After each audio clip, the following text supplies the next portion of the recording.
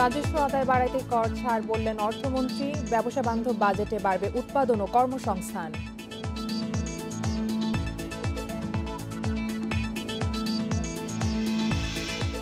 জীবিকা বাঁচানোর সরাসরি পরিকল্পনা নেই বাজেটে, মত অর্থনীতিবিদদের। হতাশ সাধারণ মানুষ।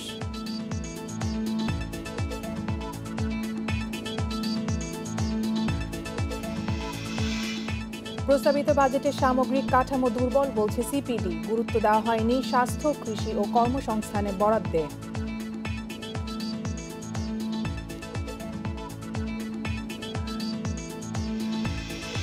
আমন্ত্রণ অর্থনীতি সারাদিন, আপনাদের সঙ্গে আছে আমি কপ্তিয়া মুক্তাহানা। শুনছিলেন শিরোনাম, এবারে জানাবো বিস্তারিত। 2021-22 অর্থ বছরের প্রস্তাবিত বাজেটে করের হার কমানোর প্রস্তাব করা হয়েছে। এটি বাস্তবায়ন করা গেলে রাজস্ব আদায় বাড়বে বলে মন্তব্য করেছেন অর্থমন্ত্রী আহম মুস্তফা কামাল। শুক্রবার ভার্চুয়াল মাধ্যমে বাজেটোত্তর সংবাদ সম্মেলনে তিনি এসব কথা বলেন। অর্থমন্ত্রী বলেন, ব্যবসা বান্ধব বাজেট হওয়াতে উৎপাদন ও কর্মসংস্থান বাড়বে। বাজেটে কর ছাড়ের বিষয়ে এক প্রশ্নের জবাবে তিনি বলেন, আইনটিকে সহজ করে করদাতাদের স্বস্তি দেওয়া গেলে রাজস্ব আদায় আরও বাড়বে। এ সময় অর্থমন্ত্রী বলেন, বাংলাদেশের অর্থনৈতিক সক্ষমতা বেড়েছে, এখন ঋণ নেয়ার নয় দেয়ার সময় এসেছে বলে মন্তব্য করেন তিনি। করোনাকে অগ্রাধিকার দিয়ে গত বৃহস্পতিবার জাতীয় সংসদে 6,03,681 কোটি টাকার বাজেট উপস্থাপন করেন অর্থমন্ত্রী।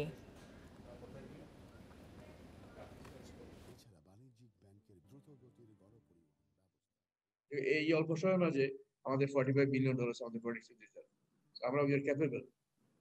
আমি এই 19 সালের 29 তারিখ সংসদে বক্তৃতা দিয়েছিলাম। আমি বলেছিলাম যে আজকে আমরা ঋণ নিচ্ছি, আপনারা একটু আগে বললেন আমরা সেই দিকে আমরা বলছি। এখন আমি সেদিন বলেছিলাম যে সময় খুব কাছাকাছি এসে গেছে, যে আমরা ঋণ নিব না, ঋণ দিব। আমাদের কিন্তু এখন ঋণ দেওয়ার সময় এসে গেছে।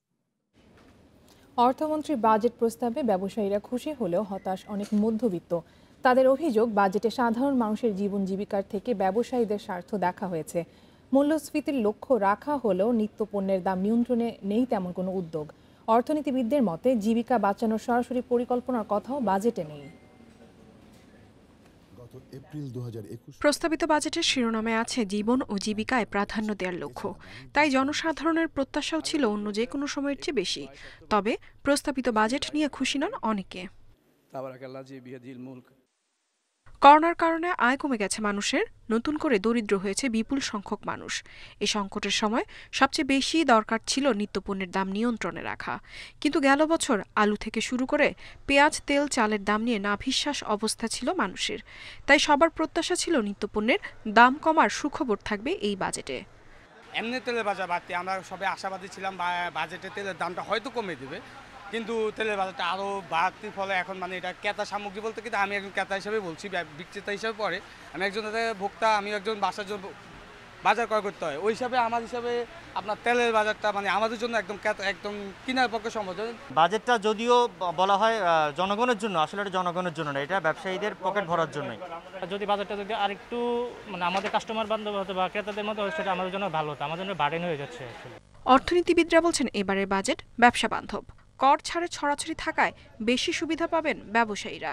তবে বাজেটে সাধারণ মানুষের কথা আলোচনায় এলেও সংকট উত্তরণে নেই কোনো দিক নির্দেশনা। জীবন এবং জীবিকা এই শব্দটা যোগ হয়েছে, কাজেই আলোচনায় এসছে, বাজেট বক্তৃতায় এসছে, কিন্তু আগামী বছর কি করা হবে এইটার কিন্তু কোনো সুনির্দিষ্ট কর্মসূচি কিছু বলা হয়নি। নিত্য প্রয়োজনীয় দ্রব্যমূল্য যেন সাধারণ মানুষের ক্রয় ক্ষমতার মধ্যে থাকে, বাজেট পাশের আগে বিষয়টি বিবেচনায় নেয়ার তাগিদ অর্থনীতিবিদদের। ইফা তারা, ইন্ডিপেন্ডেন্ট নিউজ। প্রস্তাবিত বাজেট নিয়ে আলোচনা করতে আমাদের সাথে যুক্ত হচ্ছেন পলিসি এক্সচেঞ্জ অব বাংলাদেশের চেয়ারম্যান মাসরুর রিয়াজ। জনাব মাসরুর, আপনাকে স্বাগত জানাচ্ছি অর্থনীতি সারাদিনে। তো আমাদের একটি বড় বাজেট ঘোষণা হলো গতকাল। তো প্রস্তাবিত বাজেটকে কিন্তু বারবারই ব্যবসা বান্ধব বলা হচ্ছে, আবার এটাও বলা হচ্ছে যে সাধারণ মানুষ তা থেকে সরাসরি কোনো সুবিধা পাবে না। তো এই বিষয়ে আসলে আপনার মূল্যায়নটা কি? আসলে বাজেটের যে কোনো বছরের মতোই এবছরের বাজেটও ভালো জিনিস এবং কিছু কমতি রয়েছে। আমি প্রথমে একটু ভালো জিনিসগুলো আগে একটু হাইলাইট করি, কারণ আমার মনে হয় সেগুলো রেয়ার। মানে সরকারের সাধুবাদ পাওয়ারও সেখানে মানে সুযোগ আছে, প্লাস মানুষের মনেও কিছু আশার সঞ্চার করতে হবে। তো দুটো জায়গায় বাজেট বেশ ভালো করেছে। একটা হলো সামাজিক সুরক্ষা। এই কোভিড এর সময় আপনারা জানেন আমাদের দরিদ্রতার হার বেড়ে গেছে প্রায় 22% থেকে 40%-এ। 1,64,00,000 লোক কর্মসংস্থান, লাইভলিহুড হারিয়েছে। তো সেই দিক থেকে সোশ্যাল প্রোটেকশনটা খুব বেশি দরকার ছিল, এবং সেই জায়গায় যেমন আপনার 8 লক্ষ বয়স্ক মানুষকে ভাতার আওতায় নিয়ে আসা হয়েছে। আপনার তার সাথে সাথে আপনার যে আমাদের আগের যে সোশ্যাল প্রোটেকশন প্যাকেজ গুলো চলছে তার বেশ কিছু জায়গায় এনহ্যান্সমেন্ট নিয়ে আসা হয়েছে। আর রুরাল ইকোনমিতে এই সোশ্যাল প্রোটেকশনের কমপ্লিমেন্টারি আমাদের যে রুরাল ইকোনমি সেটাকে আরো বেগবান করার জন্য দেখা যাচ্ছে এগ্রিকালচারে বেশ কিছু ভালো প্রণোদনা বা সাপোর্টিভ মেজার আসছে। এর মধ্যে একটা এসছে যে আপনার ফিশারিজ, লাইভস্টক, ভেজিটেবলস, এইসব জায়গায় আপনার অ্যাগ্রির যে ইনপুট বা উপকরণ সেখানে বেশ কিছু জায়গায় ছাড় দেওয়া হয়েছে সেখানকার কর এবং শুল্কতে। তো সেটা একটা ভালো দিক। এর বাইরে আপনি যেটা বললেন যে বিজনেস, আই থিঙ্ক আমার মনে হয় ব্যবসার জন্য বেশ কিছু ভালো নিউজ এসছে, যেগুলো ব্যবসায়ীরা এবং বিশ্লেষকরা বহু বছর ধরেই বলে এসেছিলেন। এর মধ্যে একটা ছিল বাংলাদেশের যে অতি উচ্চমাত্রার কর হার, সেটাকে বিভিন্ন ব্যবসার জন্য বিভিন্ন ক্যাটাগরিতে এটা কমানো হয়েছে। এমনকি ব্যক্তি ব্যবসায়ী যারা ব্যক্তিগত কোম্পানি বা ফার্মস এর মাধ্যমে যারা ব্যবসা করেন না তাদের জন্য এটা 0.5 থেকে 0.25 এ নিয়ে আসা হয়েছে। এছাড়া আরেকটা ব্যবসায়ীদের আরেকটা বড় একটা কমপ্লেইন সবসময় ছিল যে আমাদের ভ্যাটটা এখানে, ভ্যাট এবং ইনকাম ট্যাক্স, এই যে অ্যাডভান্স ইনকাম ট্যাক্স আহরণের যে একটা টেন্ডেন্সি এবং পদ্ধতি, এটা কিন্তু আসলে অনেক জায়গাতেই এটা জাস্টিফাইড না। এটা আসলে খুবই একটা প্রেশার হয়ে যায়। তো কিছু এইবার অ্যাডভান্স ভিএটিটা সেই জায়গাটাতে কিছু ছাড় দেওয়া হয়েছে। তো সেটাও আমি মনে করি ভালো জিনিস। আর ক্যাপিটাল মেশিনারি ইম্পোর্টের ক্ষেত্রে বেশ কিছু নিউ ক্যাপিটাল মেশিনারি বা নিউ প্রোডাক্ট সেখানে অ্যাড করেছে। তো এগুলো বেশ ভালো দিক, কারণ করোনার সময় ব্যবসা বাণিজ্যকে চাঙ্গা করতে মানে বিভিন্ন ইনসেন্টিভ দরকার। সেটা যে শুধু ক্যাশ ইনসেন্টিভ হতে হবে তা না, অন্যান্য রেগুলেটরি এন্ড পলিসি ইনসেন্টিভ হতে হবে। তো সেদিক থেকে ভালো। কিন্তু যেই জায়গাটায় আমি মনে করি বাজেট আরো বেশি কিছু করতে পারতো সেটা হলো কোভিড রেসপন্সে। সেই জায়গায় বাজেট মনে হয় একটু পিছিয়ে গেছে, কারণ আমরা প্রথমেই দেখছি যে হেলথে আমাদের যে অ্যালোকেশন সেটা বরাবরের মতো এবারেও কম রয়ে গেছে। জিডিপি। জনাব মাসুর, আমাদের সাথে যোগ দেওয়ার জন্য অনেক ধন্যবাদ। চলে যাচ্ছি পরের খবরে। প্রস্তাবিত বাজেটের সামগ্রিক কাঠামো দুর্বল বলছে বেসরকারি সংস্থা centre for policy dialogue CPD, যেখানে স্বাস্থ্য, কৃষি ও কর্মসংস্থানের বরাদ্দের ক্ষেত্রে গুরুত্ব দেওয়া হয়নি বলে মনে করছে সংস্থাটি। এছাড়া অপ্রদর্শিত অর্থ বৈধ করার সুযোগ অন্যদের প্রতি বৈষম্য বলেও মনে করছেন তারা। সকালে রাজধানীর একটি হোটেলে বাজেট পরবর্তী সংবাদ সম্মেলনে এসব কথা জানায় সিপিডি। বৃহস্পতিবার জাতীয় সংসদে 2021-22 অর্থবছরের জন্য 6,03,681 কোটি টাকার বাজেট প্রস্তাব করেন অর্থমন্ত্রী আহম মুস্তফা কামাল। এতে 3,89,000 কোটি টাকা রাজস্ব আয়ের লক্ষ্য ধরা হয়েছে, যার মধ্যে এনবিআর এর মাধ্যমে আসবে 3,30,000 কোটি টাকা। শুক্রবার বাজেট পর্যালোচনায় বেসরকারি সংস্থা সিপিডি জানিয়েছে, প্রস্তাবিত বাজেটের কিছু জায়গা ইতিবাচক হলেও কিছু জায়গা উদ্বেগের। করোনার এই পরিস্থিতিতে স্বাস্থ্য খাতে বরাদ্দ উল্লেখযোগ্য নয় বলছে সংস্থাটি। অন্যদিকে করোনাকালে কাজ হারানো মানুষের জন্য বাজেটে কোনো নির্দেশনা নেই। এছাড়া রাজস্ব আদায়ের বিষয়ে কাঠামোগত দুর্বলতা দেখছে সিপিডি। ব্যয়টা নির্ধারণ করে আয় কোথা থেকে আসবে সেটা হিসাব করতে যেই আসলে একটা বিরাট সংখ্যা জাতীয় রাজস্ব বোর্ডের উপরে চাপিয়ে দেওয়া হয়, যেটি কিনা বাস্তবায়ন হয় না। সিপিডির মতে অপদর্শিত অর্থ বৈধ করার সুযোগ ন্যায়সঙ্গত নয় এবং এর ফলে প্রতিনিয়ত যে বৈষম্য সৃষ্টি হয় তা দূর করার কোনো প্রতিফলন দেখা যায়নি বাজেটে। যখন নাকি এইসব সংস্কারগুলি আমরা করতে চাই, বছরের পর বছর ড্রাফট হয়ে পড়ে থাকে, তারপরে সেগুলো পাস হয় না। সো আমার মনে হয় যে এই জায়গাগুলোতে অবশ্যই আমাদের নজর দিতে হবে। সাধারণ মানুষের জীবনযাত্রা সহজ করতে বাজেটে আরও সচেতনতার প্রয়োজন ছিল বলে মনে করছে সিপিডি। করমুক্ত আয়সীমা বাড়ানো হলে তাদের ব্যয়ও সহজ হতো, অন্যথায় রাজস্ব আহরণ কঠিন হবে বলছে সংস্থাটি। যমুনার উপর দিয়ে রেল সেতুর জন্য এক্ষুনি তাড়াহুড়া করা দরকার ছিল কিনা সেটিও আমাদের কাছে প্রশ্ন। এটি করতে গিয়ে আমি বলছি আপনাদের ক্ষুদ্র ক্ষুদ্র কিছু বলি, যে সমস্ত জায়গায় আসলেও সাধারণ মানুষের জন্য টাকা দরকার ছিল কিন্তু সেখানে টাকা কেটে ফেলা হয়েছে। ক্ষুদ্র ও মাঝারি উদ্যোক্তাদের কর ছাড়ের সুবিধা যথেষ্ট নয় বলে মনে করছে সিপিডি। করোনার মহামারীতে তাদের ঘুরে দাঁড়াতে 50,000 কোটি টাকার প্রণোদনা প্যাকেজ ঘোষণার তাগিদ দিয়েছে সংস্থাটি। ব্যবহারের ক্ষেত্রে যে বৈষম্য। Irin Khatun, independent news, Dhaka. 2021-22 অর্থ বছরের বাজেটে পুঁজি বাজারের তালিকাভুক্ত ও অতালিকাভুক্ত প্রতিষ্ঠানের কর্পোরেট কর 2.5% কমানো হয়েছে। কর্পোরেট কর কমানোর সিদ্ধান্তকে স্বাগত জানিয়েছেন ব্যবসায়ী সহ অর্থনীতিবিদরা। এছাড়া নতুন বাজেটে ঢালাওভাবে না হলেও সীমিত পরিসরে থাকছে অপ্রদর্শিত অর্থ বৈধ করার সুযোগ। করোনাকে বিবেচনায় রেখেই নতুন অর্থ বছরের বাজেটে অর্থনৈতিক কর্মকাণ্ড সাজানো হয়েছে। বেসরকারি খাতকে উৎসাহিত করতে এবারের বাজেটে শেয়ার বাজারের তালিকাভুক্ত ও অতালিকাভুক্ত প্রতিষ্ঠানের কর্পোরেট কর হার কমানো হয়েছে 2.5%।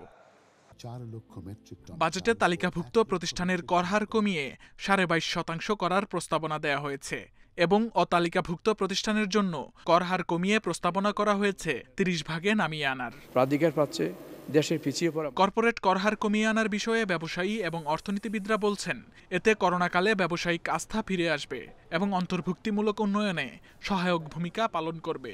2021-22 অর্থ বছরের জন্য 2.5% কমে আসবে, 2022-23 অর্থ বছরের জন্য 2.5% কমে আসবে এবং 2023-24 অর্থ বছরের জন্য 2.5% কমে আসবে।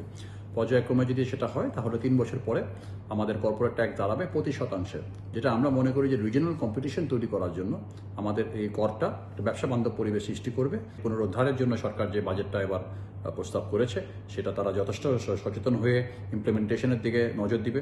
কর্পোরেট হার কমানো এটা আমি মনে করি যে একটা যুক্তিসঙ্গত পদক্ষেপ।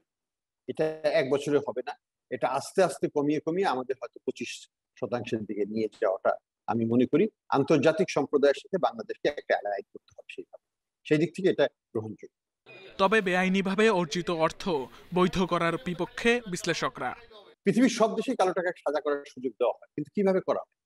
প্রথমত হলো যে টাকার ট্যাক্স প্রদেয় হবে 30% হারে, সেই 30% দিতে হবে। তারপরে ইন্টারেস্ট যে কয় বছরের জন্য কালো টাকা সাদা করা হয় না সেই ইন্টারেস্টটা দিতে হবে, তারপরে কিছু ফাইন দিতে হবে, তারপরে সাদা করতে দেওয়া হবে। আমরা কি করছি? আমরা বলছি 30% দিতে হবে না, ফাইন দিতে হবে না, ইন্টারেস্ট দিতে হবে না, শুধু 10% দিয়ে দাও। এইভাবে তো পৃথিবীর কোনো দেশে কালো টাকা সাদা করার সুযোগ দেওয়া হয়।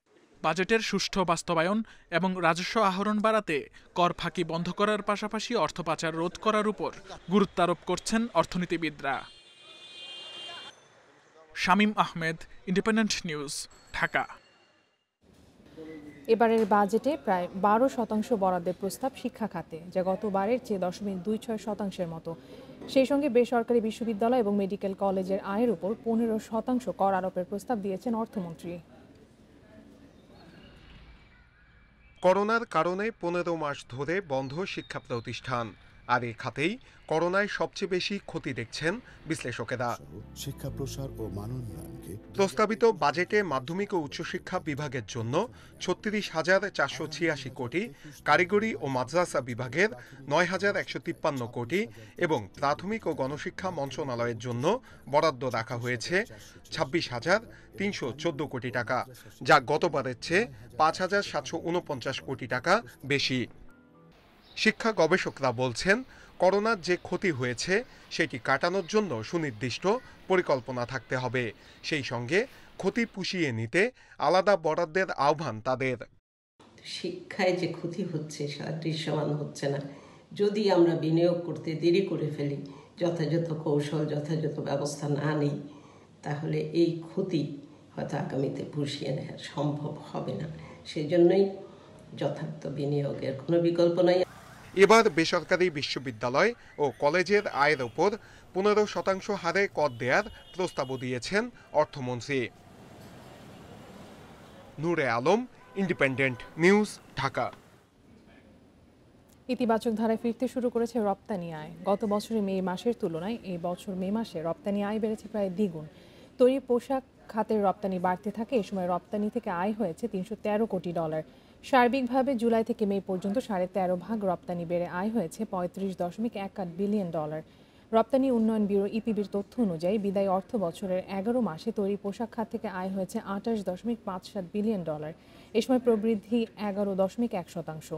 এই সময়ের মধ্যে পাট ও চামড়াজাত পণ্য রপ্তানিতে বড় ধরনের প্রবৃদ্ধি হয়েছে। অন্যদিকে চামড়া রপ্তানি 14.43% বেড়ে আয় এসেছে $85 কোটি। করোনা মহামারীর প্রথম ধাক্কায় গত বছরের মে মাসে রপ্তানি আয়ে বড় ধরনের ধস নেমেছিল।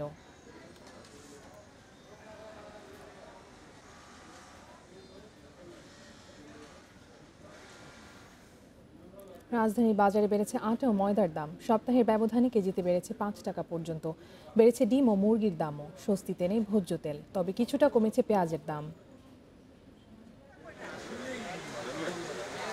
বাজেট ঘোষণার পর প্রথম ছুটির দিন।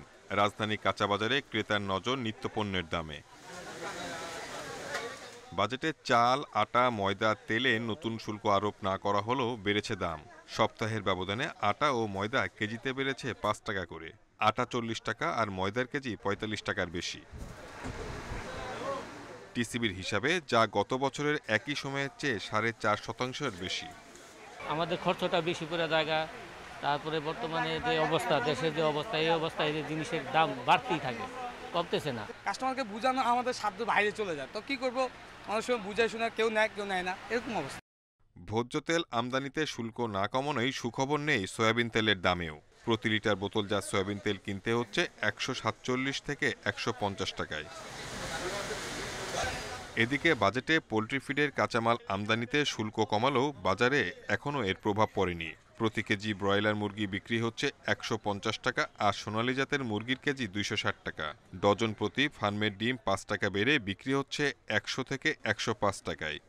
বাজেটটা গণমুখী হয় নাই, জনগণের জন্য যেভাবে হওয়ার কথা ছিল সেভাবে হয় না। বাজেটের পর আবার বাড়তি, এটা আসলে সাধারণ জনগণের জন্য বা বিশেষ করে যারা স্টুডেন্ট বা মেসে থাকে তাদের জন্য আসলে বিশাল একটা বার্ডেন। তবে স্থিতিশীল আছে চালের দাম। মোটা চাল বিক্রি হচ্ছে 48 থেকে 50 টাকা কেজিতে। মিনিকেট নামের চালের কেজি 60 টাকা। Shahid Ahmed, independent news, Dhaka. আন্তর্জাতিক বাজারে বাংলাদেশের চায়ের বিপুল চাহিদা থাকায় রপ্তানি বাড়ানো সম্ভব বলে মন্তব্য করেছেন বাণিজ্য মন্ত্রী টিপু মুনশি। দেশে প্রথমবারের মতো পালিত হওয়া জাতীয় চা দিবসের উদ্বোধনী অনুষ্ঠানে মন্তব্য করেন মন্ত্রী। মন্ত্রী বলেন, দেশে চায়ের উৎপাদন অনেক বেড়েছে, একই সঙ্গে অভ্যন্তরীণ চাহিদা বৃদ্ধি পেয়েছে, ফলে চা তেমন রপ্তানি করা সম্ভব হচ্ছে না। চা বাংলাদেশের সম্ভাবনাময় রপ্তানি পণ্য উল্লেখ করে মন্ত্রী বলেন, উৎপাদন বৃদ্ধি করতে সরকার প্রয়োজনীয় সব ধরনের সহযোগিতা দিচ্ছে। অনুষ্ঠানে BT22 এবং BT23 নামে 2টি ক্লোনজাত চা অবমুক্ত করেন মন্ত্রী। এছাড়া বিভিন্ন প্রতিষ্ঠানে চা প্রদর্শনের পাশাপাশি বঙ্গবন্ধু প্যাভিলিয়ন এবং শ্রীমঙ্গলের টি মিউজিয়ামে রক্ষিত চা শিল্পের দুর্লভ জিনিসপত্র প্রদর্শন করা হয়।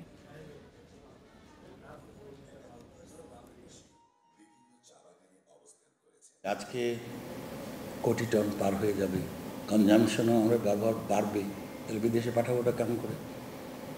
অতএব আমাদের চেষ্টা করতে হবে অবশ্যই, দ্যাট ইজ টার্গেট যে আমরা এক্সপোর্ট করবো। এক্সপোর্ট শুধু টাকা কামাই না, টাকা আসাই না, সাথে কিন্তু আরেকটা জিনিস প্রতিফলিত হয়, এটা আমাদের পরিচিতি বহন করে। শেষ করব অর্থনীতি সারাদিন, শিরোনামগুলো জানিয়ে দেব আরও একবার।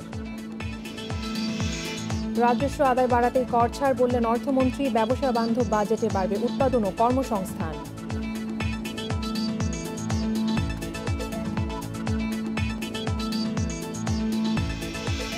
জীবিকা বাঁচানোর সরাসরি পরিকল্পনা নেই বাজেটে, মত অর্থনীতিবিদদের। হতাশ সাধারণ মানুষ।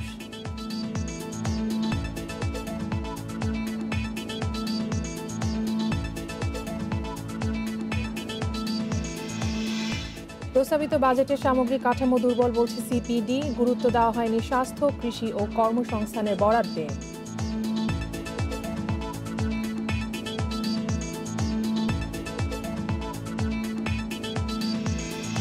এ ছিল আজকের অর্থনীতি সারাদিনে। ইন্ডিপেন্ডেন্ট টেলিভিশনের সব খবর আরও জানতে চোখ রাখুন ফেসবুক, ইউটিউব এবং টুইটারে। আমন্ত্রণ আমাদের পরের আয়োজনে।